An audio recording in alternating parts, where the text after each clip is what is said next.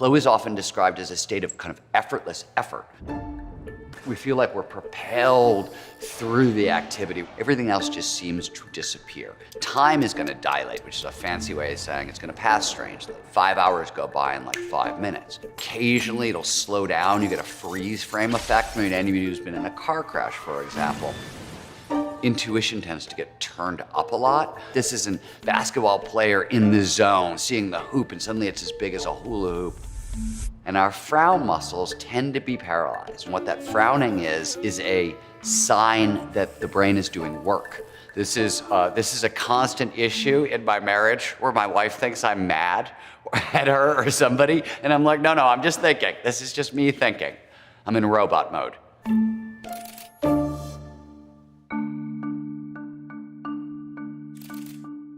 My name is Stephen Kotler. I'm a writer and a researcher, and my latest book is The Art of Impossible. Flow itself, actually, the term is coined by Goethe, who uses the German word Rausch, which means overflowing with joy. Nietzsche actually wrote about flow. William James worked on the topic, but Mihai Csikszentmihalyi is often referred to as the godfather of flow psychology. He was very interested in sort of well-being, meaning of life, and he went around the world talking to people about the times in their lives when they felt their best and they performed their best. Everywhere he went, people said the same thing. I'm in this altered state of consciousness where every action, every decision I make seems to flow effortlessly, perfectly, seamlessly from the last. Flow actually feels flowy. More specifically, it refers to any of those moments of rapt attention and total absorption. You're so focused on the task at hand, so focused on what you're doing, everything else just seems to disappear. But one of the things that athletes talk about a lot is what they call the voice. Often when I'm skiing in flow, I will get directions, right, left, do this, do that, and it's very quick. You either do what the voice is telling you to do, or you tend to crash. The challenge skills balance is often called the golden rule to flow, and the idea here is pretty simple. We pay the most attention to the task at hand when the challenge of that task slightly exceeds our skill set. So to do this work and to get good at it, you have to get good at being comfortable with being uncomfortable. So you want to stretch, but not snap. So there are a number of different things you can do to sort of prepare yourself and prepare the environment to drop into flow. The flow triggers are your toolkit. 22 of them have been discovered. There are probably way more, but so far researchers have identified 22. The most basic of flow's triggers, complete concentration. You really want to sort of start your work session, if you can, in relationship to your physiology. I like to wake up at 3:30, 4 o'clock in the morning. That's when I'm most awake, most alert. I am married to a night owl. My wife doesn't wake up till 5, 6, 7 o'clock, 8 o'clock at night. That's when her brain comes alive. And then you want to try to block out 90 to 120 minutes for uninterrupted concentration. Practice distraction management ahead of time. So you want to turn off your phone, turn off email, Twitter, Facebook, Instagram, etc. All your messages, all your alerts. There was a study where they found that coders in flow, if they get knocked out by distraction, a knock at the door, a text alert or whatever, it can take them 15 minutes to get back into flow. If they can get back in at all, flow only shows up when all of our attention is in the right here, right now. One way to kind of explore flow triggers, there's a cluster of them that are predominantly dopamine triggers. They drive focus, they drive attention, they drive alertness, and excitement. And there's a lot of different ways to get dopamine.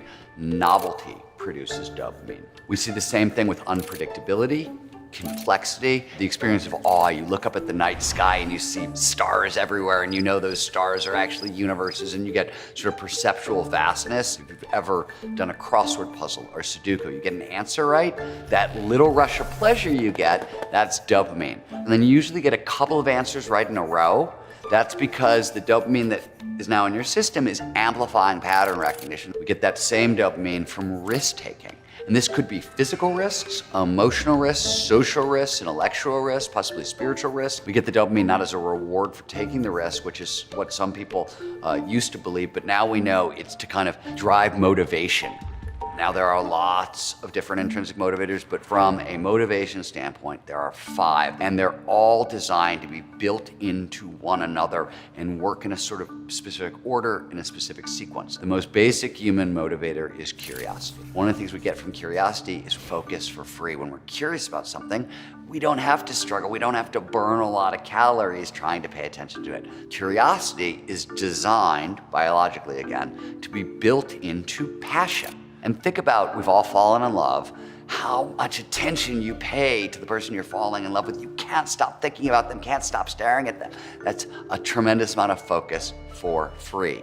Now, passion is incredibly useful, but as a motivator, you can go one better, which is purpose. Everybody wants to talk about, oh, I have a purpose and it's this big altruistic thing and it's good for the world, and all those things may be true, but from a peak performance perspective, it's very, very selfish. Once you have purpose, the system demands autonomy. I want the freedom to pursue my purpose.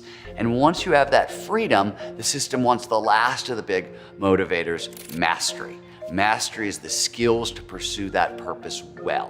One of the really incredible things about being human is we're all built for peak performance. Flow is universal in humans. It's actually universal in most mammals, and definitely all social mammals. There's a shared collective version of a flow state, a team performing at their best, a group performing at their best. This is called group flow. In fact, studies have shown that the people who score off the charts for these characteristics, who score off the charts for overall well-being and life satisfaction, are the people with the most flow in their lives. We're all capable of so much more than we know.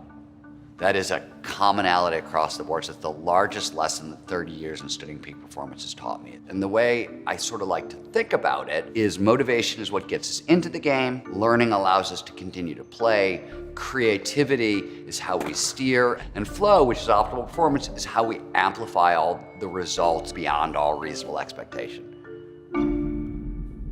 Get smarter, faster with videos from the world's biggest thinkers. And to learn even more from the world's biggest thinkers, get Big Think Plus for your business.